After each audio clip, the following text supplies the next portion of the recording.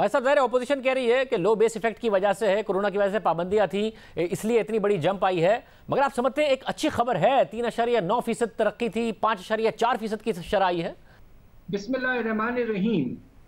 देखिए, ये बात हमें गौर करना पड़ेगा। इससे वजह यह है कि जो साल 2019-20 जो था, उसमें जो आखिरी 3-4 महीने थे, उसमें हालात बहुत ख़राब हो गए थे कोविड के अटैक के बाद।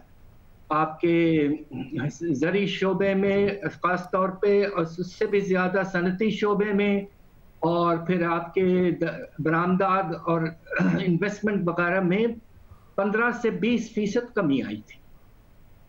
अब जब आपका वाकई आप जिस तरह कह रहे हैं कि लो बेस इफेक्ट है, और हमारा अंदाजा ये है कि हालांकि पाकिस्तान ब्यूरो ऑफ स्टैटिस्टिक्स कह रहा है कि 19-20 में शरह नमू मनफी 0.5% सिर्फ थी, हमारी रिसर्च ये बता रही है कि मनफी 2% था।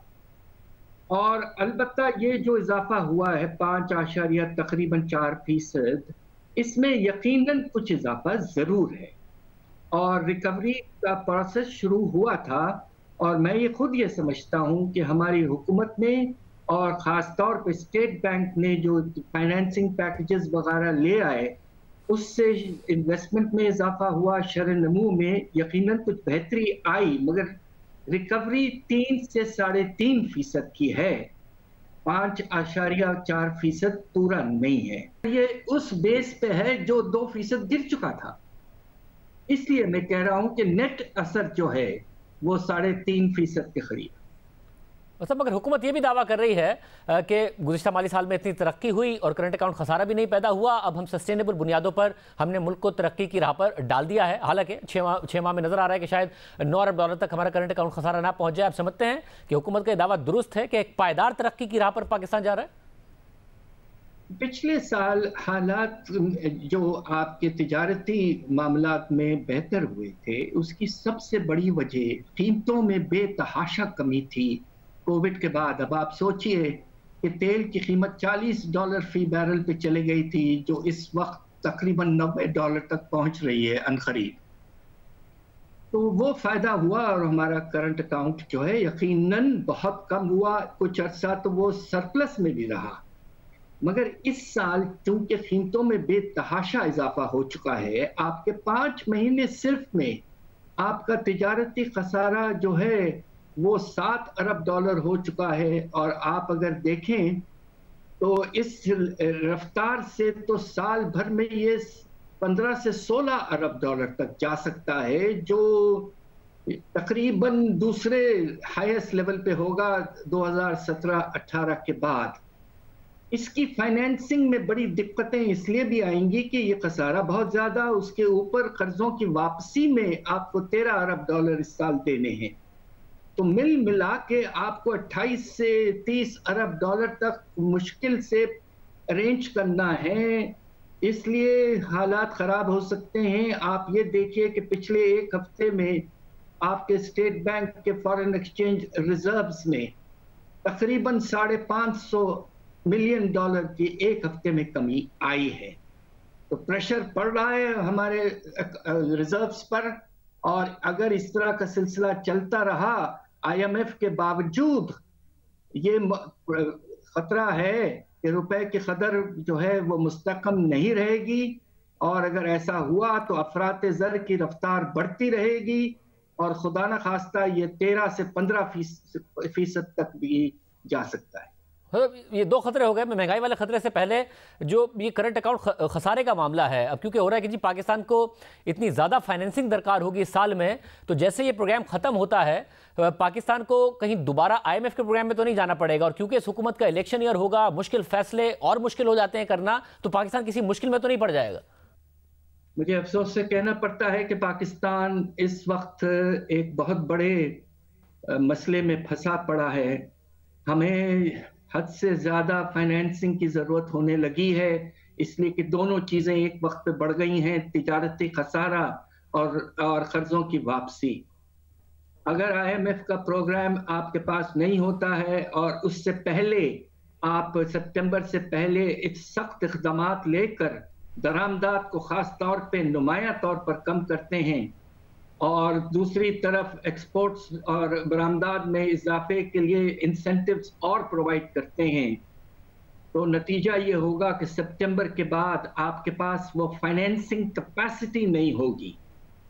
इलेक्शन ईयर हो या ना हो, खतरा इसका मौजूद हो सकता है कि कुछ रिजर्व्स इसी साल थोड़े गिर जाएं, तो अगले साल एक तरफ रिक्वायरमेंट बहुत ज्यादा, दूसरी तरफ रिजर्व्स और कम, खुदा न खास्ता हम मजबूरन हमें जाना पड़ेगा। इसलिए अभी से हुकूमत को अगले 9 महीने प्लान करना चाहिए कि हम किसी न किसी तरीके से अपनी तिजारती खसारा को कम करेंगे और स्टेबिलिटी लाने की कोशिश करेंगे, वरना हम मजबूर हो जाएंगे। मतलब मगर एक उम्मीद है हुकूमत को कि 3 से 4 माह के बाद ये कीमतें नीचे आएंगी, तो एक तो इंटरनेशनल मार्केट में जो कमोडिटी का साइकिल है वो उसकी कीमतें नीचे आएंगी, साथ ही 3-4 महीने बाद जो हाई बेस है इन्फ्लेशन का वो भी किक इन कर जाएगा, और साथ ही हुकूमत को लगता है कि जो फसलें हैं वो बड़ी अच्छी आएंगी, गंदम की बड़ी बम्पर क्रॉप होगी, तो जो इन्फ्लेशनरी प्रेशर है आपको लगता है कि वो फिर सिंगल डिजिट में जा सकता है जो मुसलसल बढ़ता जा रहा है? देखिए, अनखरीद तो मुझे ऐसा नहीं लगता। हम सब ये उम्मीद कर रहे थे कि ओमिक्रॉन के फैलने के बाद फिर से कीमतें जो हैं बाहर की गिरना शुरू हो जाएंगी, मगर हैरत अंगेज इजाफा कि आपके जो तेल की कीमत है वो दिसंबर के आगाज में $72 फी बैरल हो गई थी, अब फिर से वो तकरीबन $90 तक पहुंचने वाली है। लिहाजा कीमतों में कोई बाहर से नुमाया तौर पर नजर हमें कमी न आ रही है। बाहर से अफरात ज़र का प्रेशर है, इंपोर्टेड इन्फ्लेशन जिसे हम कहते हैं, साथ साथ अगर आपके रिजर्व्स प्रेशर में आए तो खुदा न खास्ता रुपए की कदर में पे भी प्रेशर पड़ सकता है। ये दोनों चीजें मिल मिलाकर अफरात ज़र को ऊंचे लेवल पे रखेंगे। और साथ साथ आप ये देखिए कि रबी की फसलें जो हैं वो मुतासिर हो रही हैं, इसलिए कि फर्टिलाइजर की कमी है। हो सकता आपकी जो गंदम की फसल हो वो इतनी अच्छी ना हो, और उसके नतीजे में आटे की कीमत जब बढ़ती है तो सबसे ज्यादा असर गरीब आवाम पे पड़ता है और उसका असर अफरात ज़र पे भी बहुत होता है। दूसरी तरफ आपके मिनी बजट के नतीजे में कुछ कीमतों में इजाफा शुरू हो चुका है। साथ साथ आपने ये तय किया हुआ है कि तेल की कीमत अगरचे बाहर बढ़ रही है तो उसके बावजूद आप पेट्रोलियम लेवी में 4 रुपए फी महीने बढ़ाते जाएंगे। बिजली के निर्खों में इजाफा आपने अप्रूव कर दिया है और फ्यूल एडजस्टमेंट चार्ज 3.5 से 4 रुपए तक पहुंच रहा है। गैस के निर्खों में भी इजाफा होगा। ये सब मिला लें, खुदा न खास्ता मुझे तो परेशानी इस बात की कम होने के बजाय खुदा न खास्ता ये 15% तक ना पहुंच जाए अफरात ज़र, जबकि आपका सेंसिटिव प्राइस इंडेक्स अभी भी 20% तक पहुंच चुका है। मतलब फिर ऐसी सूरत में अगले हफ्ते ज़ाहिर मॉनेटरी पॉलिसी है जिसमें शरह सूद बढ़ने के इम्कानात बहुत कम हैं, कुछ इशारे भी दे दिए गए थे स्टेट बैंक की तरफ से, मगर आपको लगता है फिर उसके आगे मगर ज़रूर प्रेशर पड़ जाएगा कि शरह सूद बढ़ाई जाए जिसकी वजह से मीशत पर मनफी असर पड़ सकता है? देखिए, अगर आपका तिजारती खसारा कम नहीं होता है, क्योंकि दिसंबर तक तो नहीं लग रहा है कि कम हुआ है, तो प्रेशर तो रहेगा। अब सवाल ये पैदा होता है कि और एक तरफ आप ये भी देखिए कि रिजर्व्स में कमी का प्रोसेस शुरू हो चुका है। कुछ महीने पहले हमारे रिजर्व्स $20 अरब तक पहुंच चुके थे, खासतौर पे जब IMF से पैसा आया था। आज वो $17 अरब पे हैं, उसके बावजूद कि हमें $3 अरब सऊदी अरेबिया से मिले हैं। प्रेशर इस वक्त जारी है आपके रिजर्व्स पर, तो इसलिए यकीनन हमारा जो खैर खुद मुख्तार जो स्टेट बैंक है उसकी कोशिश होगी कि करंट अकाउंट को कम किया जाए। अब देखते हैं क्या हथियार वो इस्तेमाल करते हैं। साहब मुझे इस सूरत में ये बताइएगा कि वज़ार हुकूमत की थी कोरोना के बावजूद हमने तरक्की दिखाई है, ज़ाहिर डोमेस्टिक साइड पर तो प्रेशर था, मगर एक्सटर्नल साइड पर कोरोना के आने के बाद पाकिस्तान को फ़ायदा हुआ या नुकसान हुआ? ज़ाहिर है हमें IMF से भी फंडिंग मिली, डेट रीपेमेंट जो थी उसमें भी रिलैक्सेशंस मिली, इसके अलावा तेल की कीमतें बहुत ज़्यादा इंटरनेशनल मार्केट में तेल और गैस की कीमतें नीचे चली गई थी, सर्विसेज इंपोर्ट्स में कमी आई, ट्रैवलिंग नहीं हो रही थी, हज नहीं हो रहा था, उम्रा नहीं हो रहा था, तो मुल्क से बाहर पैसा नहीं जा रहा था, इसकी वजह से हुंडी हवाला ख़त्म हो गया, ऑफिशियल चैनल से पैसे पाकिस्तान में आने लगे। तो ये जो पूरा पीरियड है कोरोना का, एक्सटर्नल फ्रंट पर हमें नुकसान हुआ या फ़ायदा हुआ इससे? खुदा न खास्ता मुझे मजबूरन कहना पड़ रहा है कि आप जो कह रहे हैं मुनासिब।